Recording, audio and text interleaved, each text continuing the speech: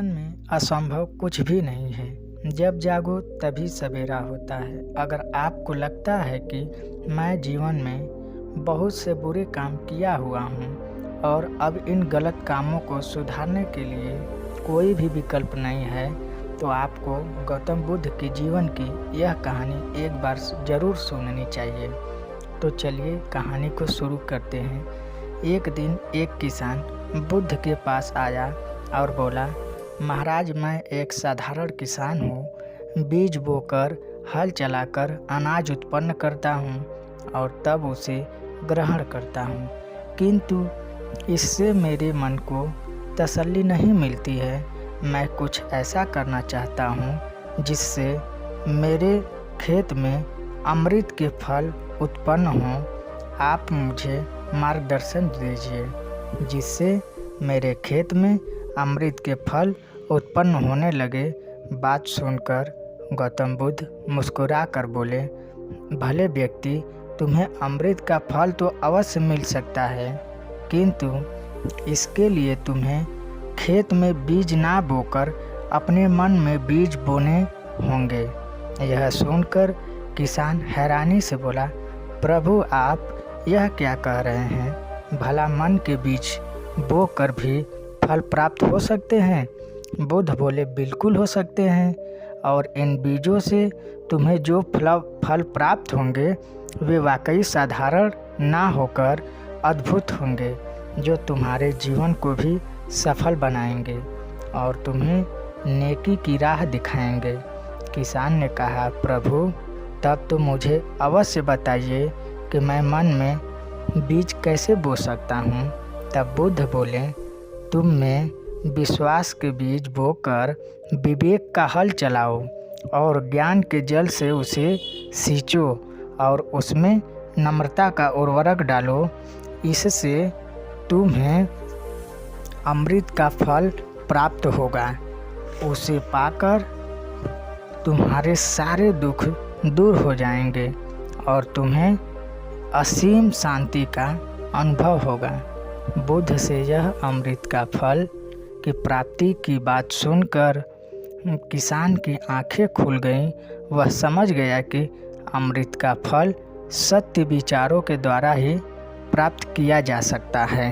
गौतम बुद्ध किसी उपवन में विश्राम कर रहे थे। तभी बच्चों का एक झुंड आया और पेड़ पर पत्थर मारकर आम गिराने लगा। एक पत्थर बुद्ध के सर पर लगा और उससे खून बहने लगा। बुद्ध की आंखों में आंसू आ गए। बच्चों ने देखा तो भयभीत हो गए। उन्हें लगा कि अब बुद्ध उन्हें भला बुरा कहेंगे, लेकिन बच्चों ने उनके चरण पकड़ लिए और उनसे क्षमा याचना करने लगे। उसमें से एक बच्चे ने कहा, हमसे बड़ी भूल हो गई है बाबा, मेरी वजह से आपको पत्थर लगा और आपको आँखों से आंसू आ गए। इस पर बुद्ध ने कहा, मैं इसलिए दुखी नहीं हूँ कि तुमने आम के पेड़ पर पत्थर मारा तो पेड़ ने बदले में तुम्हें मीठे फल दिए, लेकिन मारने पर मैं तुम्हें सिर्फ भय दे सका हूँ। एक बार भगवान बुद्ध भिक्षा के लिए एक किसान के यहाँ पहुँचे। तथागत को लगा कि भिक्षा के लिए आया देखकर किसान अपेक्षा से बोला, भ्रमण, मैं हल जोतता हूँ और तब खाता हूँ। तुम्हें भी हल जोतना चाहिए और बीज बोना चाहिए और तब खाना खाना चाहिए। बुद्ध ने कहा, महाराज, मैं भी खेती ही करता हूँ। इस पर किसान ने जिज्ञासा हुई, बोले, गौतम, मैं ना तुम्हारा हल देखता हूँ, ना बैल और ना खेती के स्थल, तब आप कैसे कहते हैं कि आप भी खेती ही करते हैं?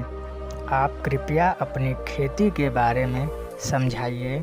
बुद्ध ने कहा, महाराज, मेरे पास श्रद्धा का बीज है, तपस्या रूपी वर्षा है, प्रजा रूपी जोत है और हल है, पाप भरता का दंड है, विचार रूपी रस्सी है, स्मृति और जागरूकता रूपी हल्की फाल और पेनी है।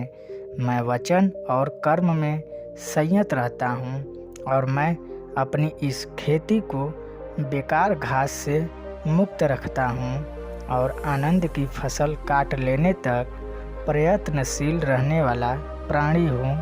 अपना मेरा बैल है जो बाधाएं देखकर भी पीछे नहीं मुड़ता है, वह मुझे सीधे शांति धाम तक ले जाता है। इस प्रकार मैं अपनी खेती करता हूँ। वीडियो अच्छी लगी तो चैनल को सब्सक्राइब करें और बेल आइकन का बटन ज़रूर दबाएं, जिससे हमारी नई वीडियो का नोटिफिकेशन सबसे पहले आपको पहुँचे।